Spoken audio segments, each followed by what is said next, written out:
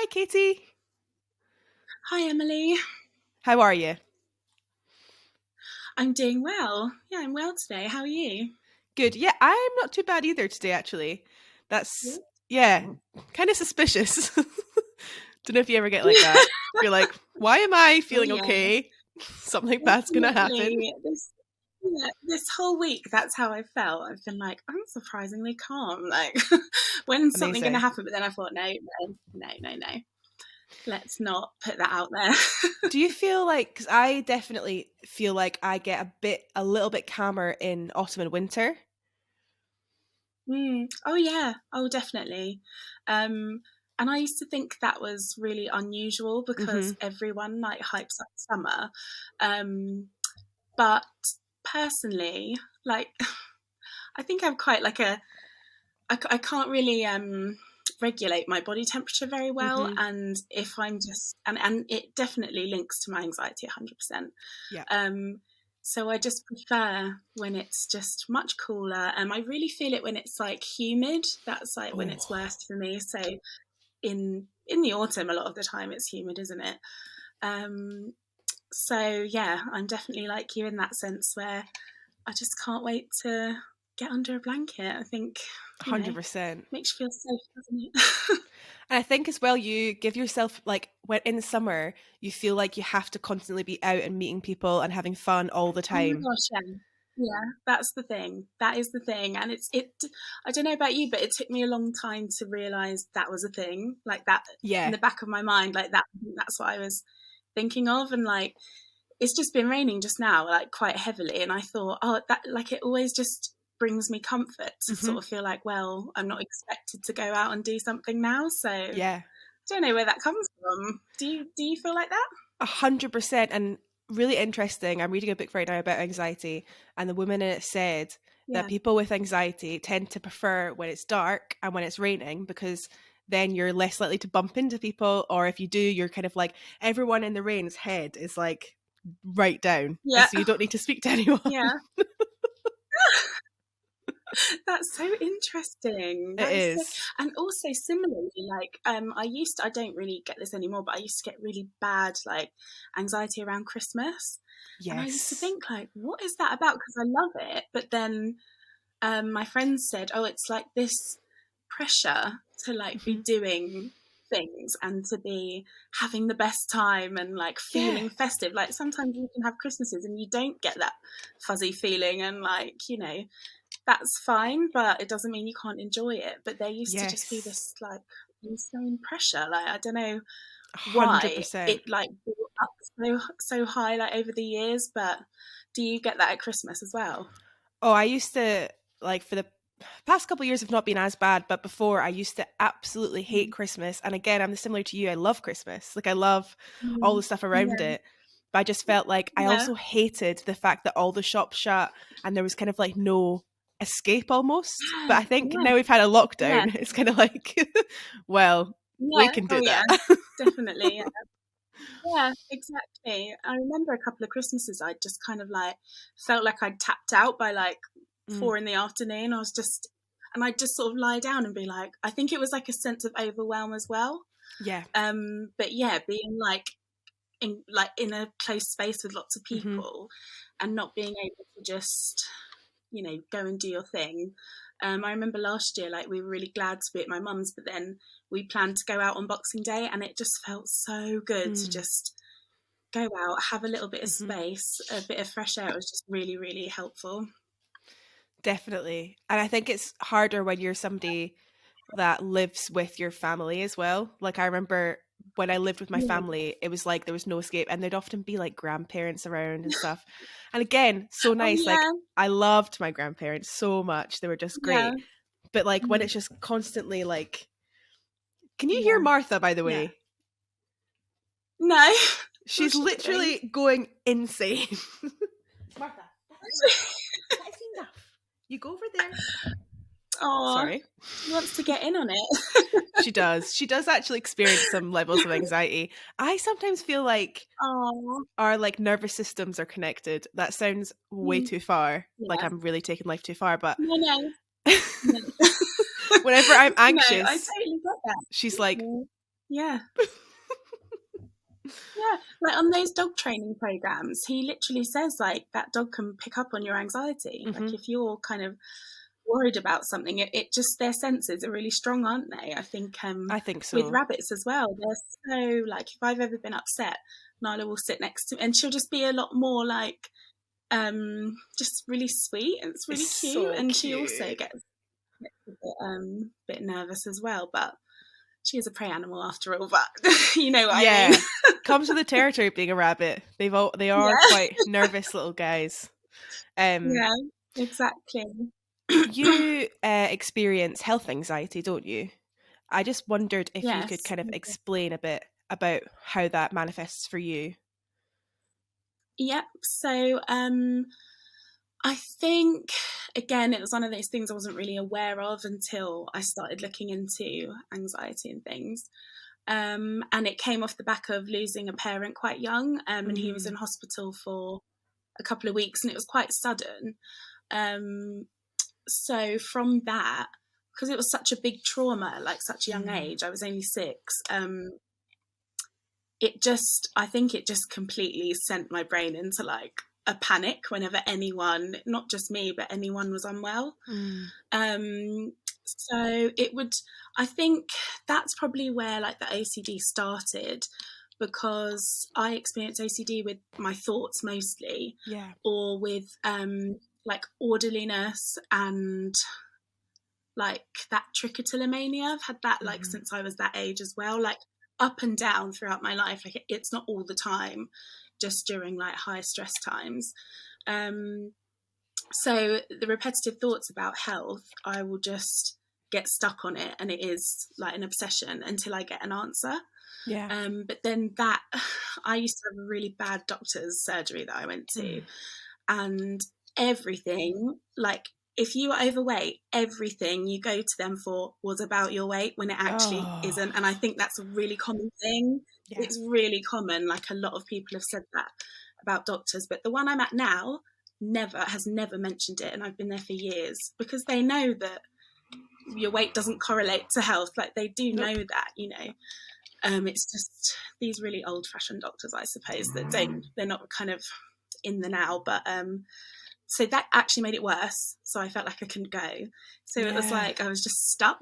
I was like, so I'm worried about this thing. I can't go to doctors about it. So it was this spiral, and I think that just contributed to make it worse. Yeah. Um, but changing doctors really helped, and being able to like tell them as well, like I have really bad health anxiety. Can you Hmm. just talk through what you're doing, or talk through what we're going to do, or you know, Hmm. those kinds of things. And I'm someone who just needs everything explained to the T, so I can just really sort of process it and just alleviates anxiety as well.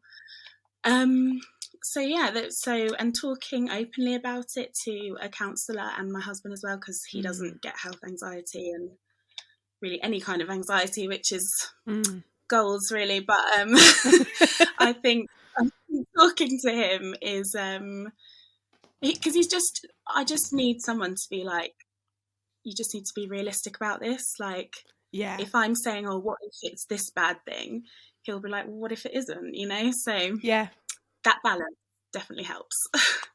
That's such a great tactic of being like, yeah, that's the worst case scenario that could possibly happen. Yeah, But what's the most likely scenario?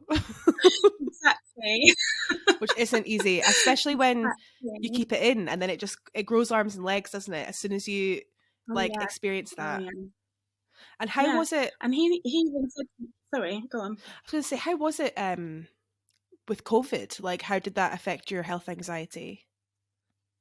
Um, it's interesting because I don't think I'd ever felt a fear like that before. Never. Mm. Like it was so bad. It was so bad. Like watching the news and at that time. So I've been living with my husband now for about 6 years, and at that time, seeing my mum like going round to hers and like going back to the family home and stuff was helping my mental health so much. So I'd Mm. do that like once or twice a week, and then obviously that had been taken away, and it was just like panic. It was just Yeah. sheer panic, and like obviously because it was something like we hadn't experienced before, so Mm-hmm. everyone was kind of lost and like Yeah. scared, and like it was like a global sort of feeling, which Yes. again was, you'd think that would help your anxiety, but it didn't really, like to know Yeah. that other people were sort of feeling the same. Um, so yeah, it was really scary. But it helped like making a list of the things I could do to alleviate it. So, you know, getting the Dettol out, like the basic Mm-hmm. things that like people were doing, and like making sure, because my husband was still working, making sure he was like protected and safe and all that. Like Yeah. that did alleviate it. That really helped. How did you find it? I don't experience health anxiety in the same way. So I mean, I Mm, remember the first day finding out like we were actually going into lockdown, and I was in my dad's car yeah. and I literally was like shouting, and I don't do that. That's not something that's in my nature. Mm, And I got out the car and slammed the mm. door and basically had a tantrum because I was like, I don't think I can do this Oh actually. no. I don't know Yeah. if I can actually cope with this, because I Mm, think a lot of people were talking about anxiety and stuff, but it's like people like us, you know, mm. everyone says like everyone was in the same boat in lockdown, but they weren't. You know, like some people really, really struggled. Really? Yeah, and some people, Yeah. and I'm lucky that I And was. some people were alone. Yeah, I was living on my own for 10 weeks, and I think some Mm, people, you know, I was lucky that I was not worried about money and stuff like that. That kind of stuff was okay, but it was just yeah. like hell. And so many people with OCD in particular, it's almost like they were like, "See, here's the Yeah. evidence of that. I do need to be scared." Like Mm. it's Yeah, yeah, just exactly. so tough. It's like your fears come to life on like a global level. Yeah, Just madness. totally. And in some ways, I was kind of like Yeah. relieved that I knew that more people were washing their hands. Yeah. Oh yeah. Definitely. Because before that, I was like, I don't trust that Definitely. any of you are washing your hands. Yeah. Yeah, exactly. It did kind of help. Did you find it helped like we were just talking about the weather and like not going out and not like feeling like we don't have to go out. Did it help Mm. you with that? Oh, That yeah. helped me as well, yeah. But I think long Yeah. term, it Right. Well, didn't. we are in the same boat in that sense. No. Like, I think Yeah. short term, it I was like, completely this is agree. nice. I can just make pom poms. And, Yeah. but then Yeah. long term, I think it's affected my agoraphobia. And now I think Yeah. that's the same with a lot of people, is they were at a certain point Mm. and then everything was taken Mm. away and it's still affecting people. Yeah, Of course it exactly. is. Oh yeah. It was, yeah. And I started working during the second year of lockdown. And again, surprisingly, like I was like, okay, well, I know that I was in a school as well. So obviously it was like Mm. rife in schools, but they'd put in measures as well. And like, yeah, it just felt like there was no one really there. And there was only two of us in the office at a time and stuff. So that helped because there were things in place. Yeah. But also it really took my mind off everything, which was Yeah. great. That is really, really great. That's kind of like half the battle, Yeah. actually, I think, is you Mm-hmm. think that just staying home and being under a blanket will help, but actually that just gives your mind so much room to think of all of the awful things Yeah. that could happen. Yeah, yeah, exactly, exactly. Um, And there's like a fine line between like being busy and just avoiding your yeah, feelings and what's going on, and actually being like proactive and productive, and there's you know, you've got to get that balance right. Which isn't always 100%. easy. I kind of feel like you do have quite a good balance from what I've seen online and stuff like that. I know it might not feel like that to you a lot of the time, but I know that you like write a lot Mm. of lists, and that's a big thing that helps so much with your anxiety. Oh yeah.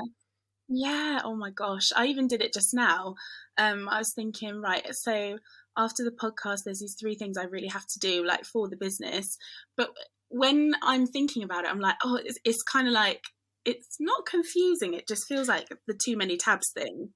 And Yes. then when I write it down, they just like disappear and I don't have to try and remember them. I don't know if that, like, that sounds really lazy, but like it's more No, I like I'll get totally get it. anxious if I forget things, you know? Yes.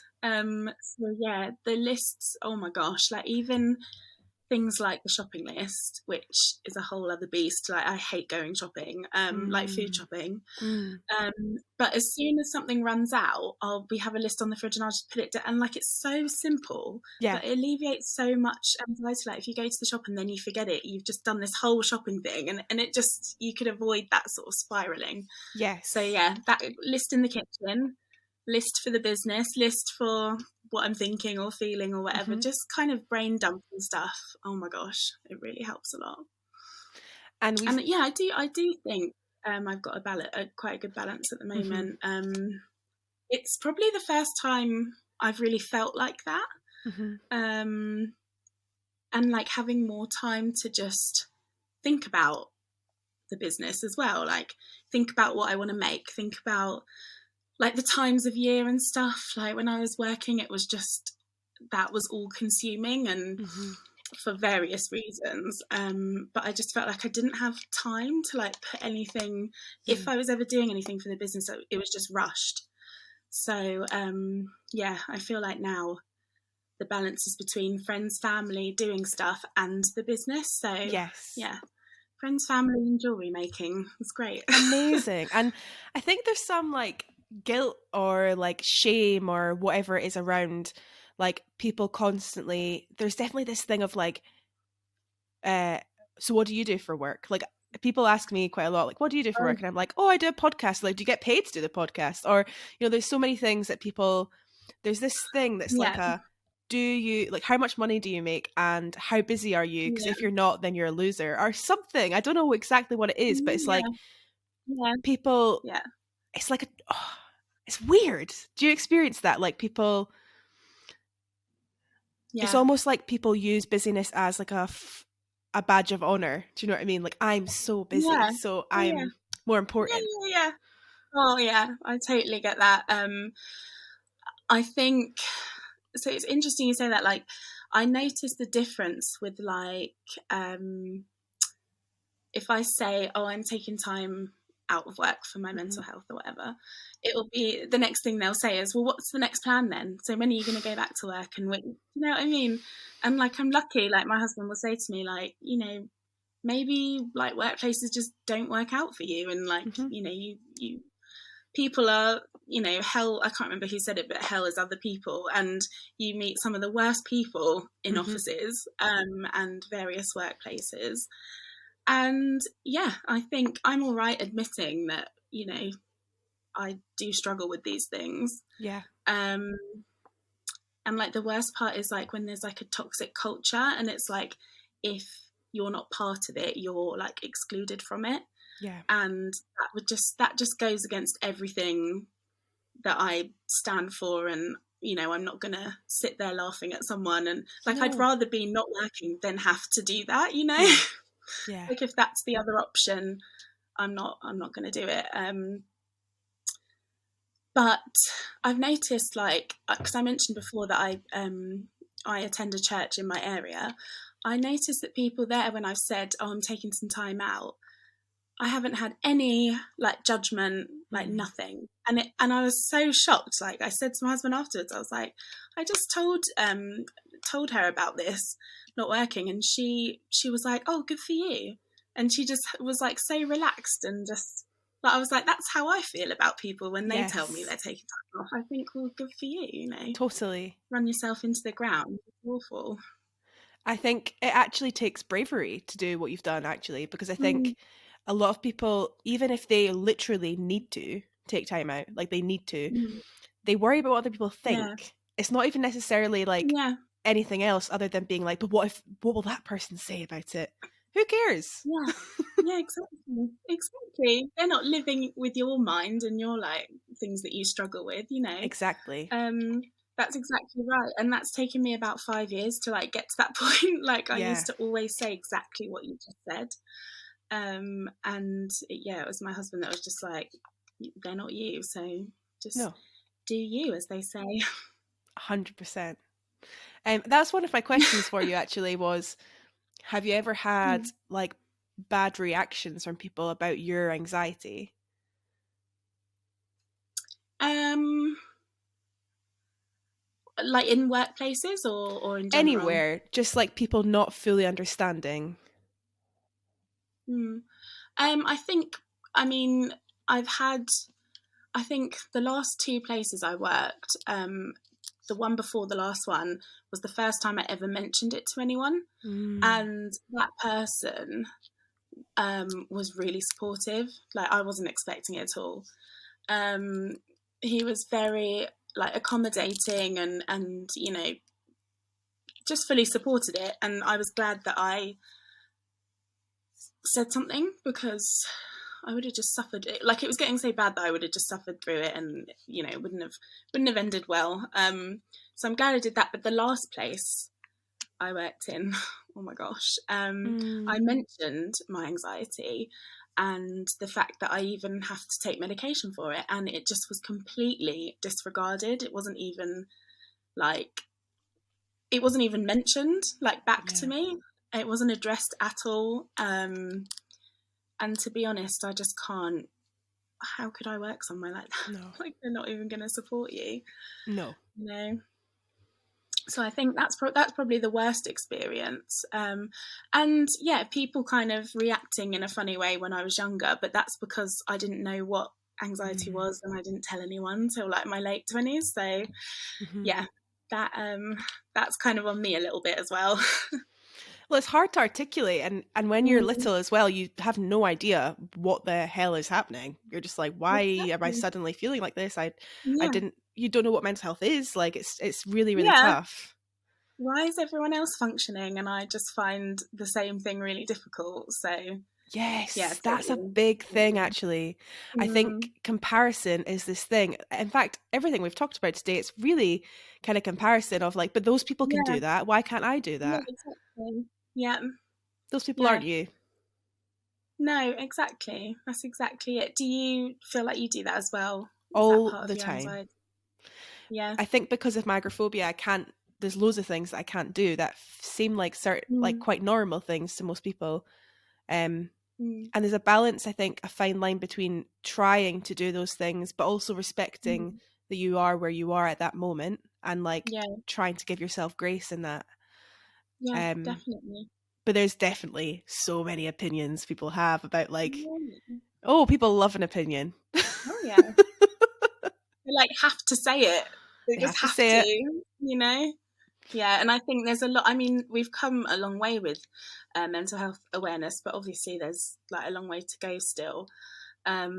And I think like after the pandemic, people have it's really like brought it to the surface, and people have Hmm. realised that the way they're functioning isn't healthy for Yes. themselves. And I think people probably didn't.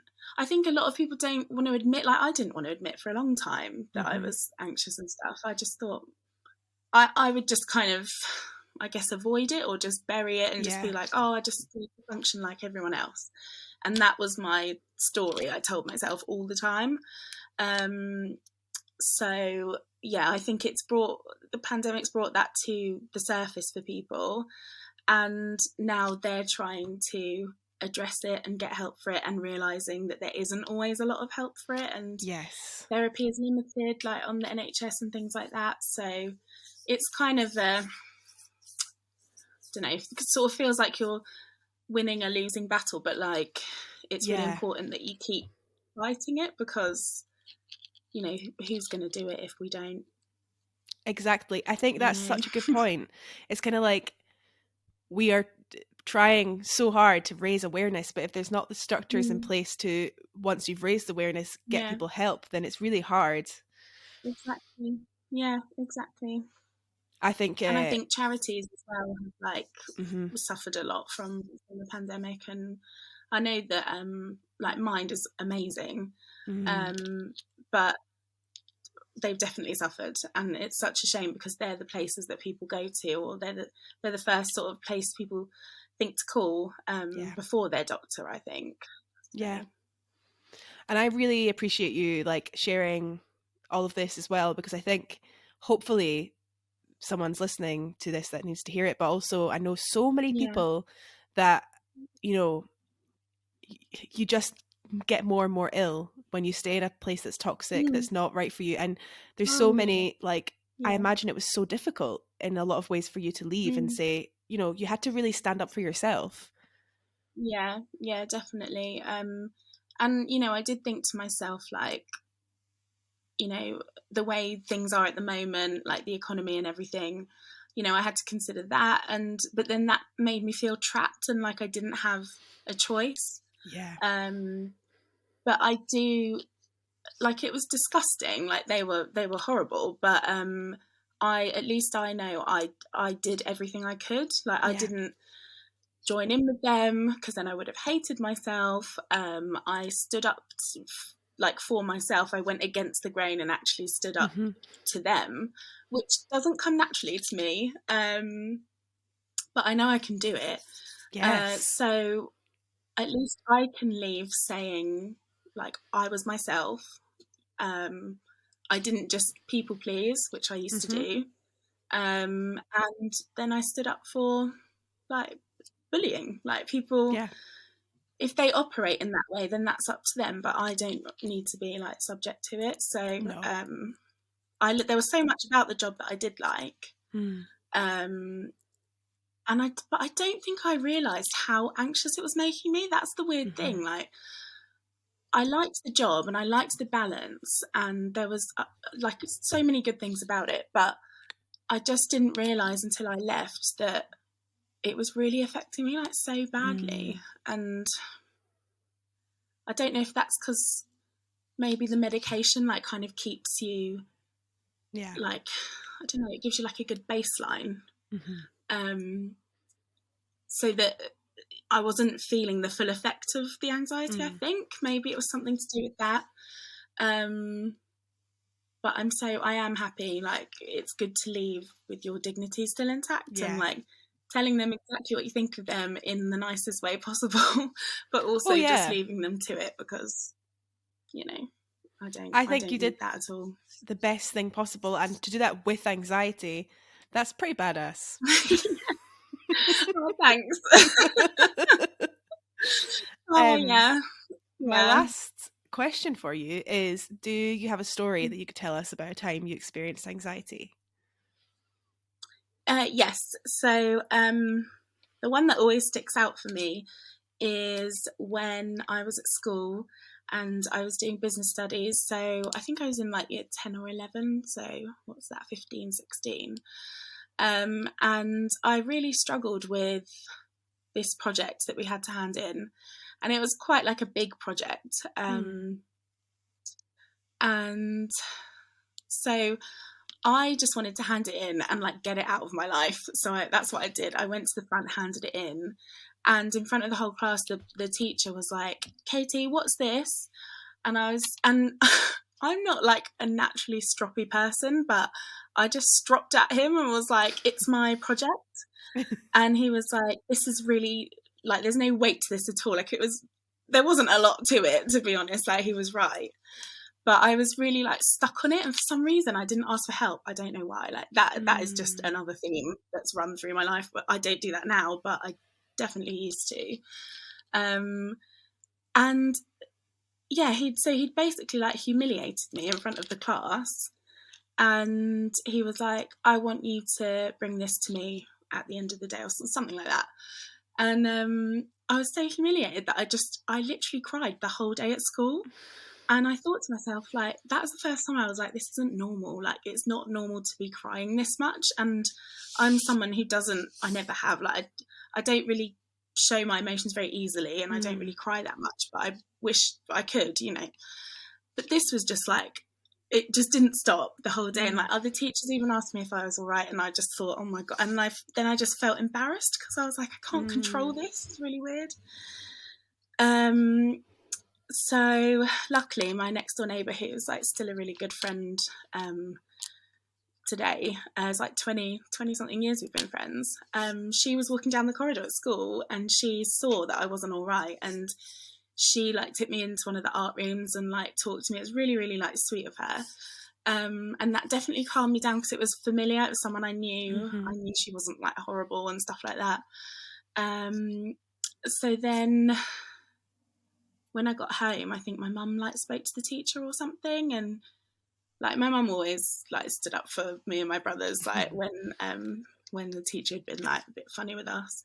Um, and I ended up having to give in like the work again, but I didn't change much of it. I was just like, I don't, I'm kind of confused with this work, and I should have asked him, but because of my anxiety, I suppose I just didn't want to Yeah. do that.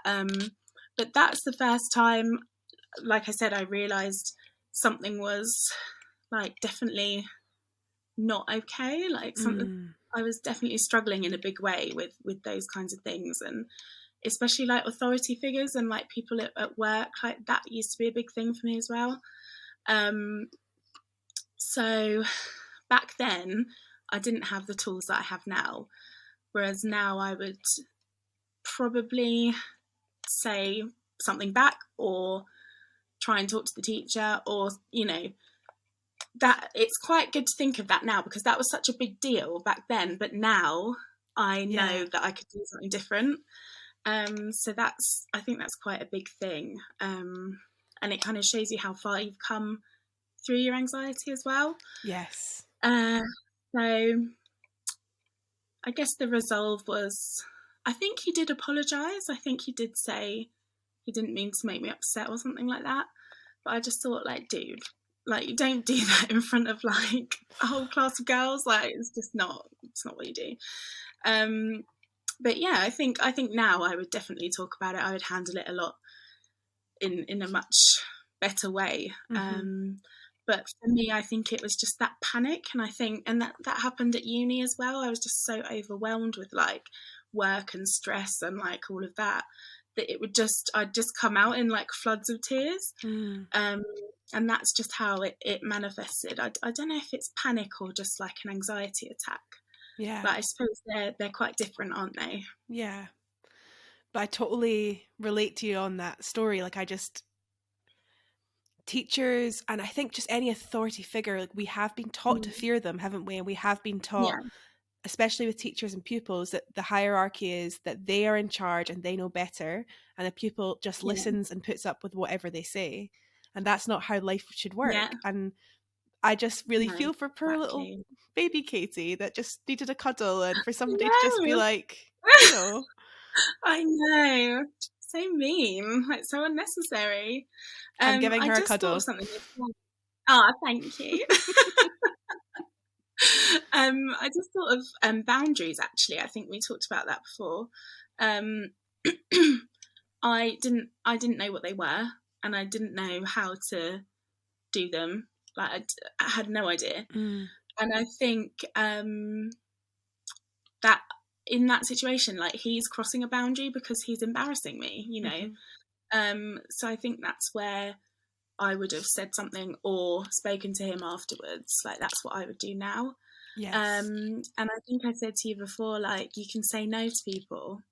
Yeah. Like no is a full sentence. You can just say no, and you don't have to explain yourself to anyone ever. Nope. Um, if something doesn't suit you, or you're not comfortable with something.